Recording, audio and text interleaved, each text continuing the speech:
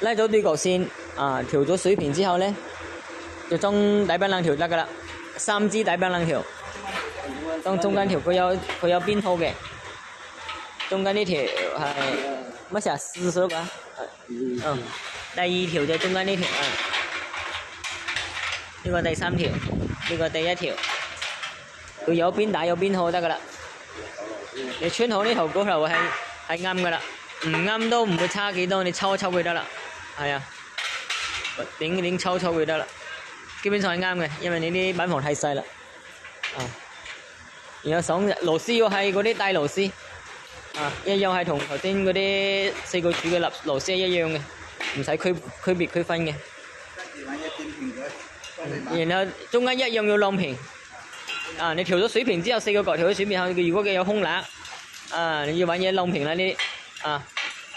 呢啲一講就明啦，晾平咗之後就鋪地板，你抽地板過嚟啊！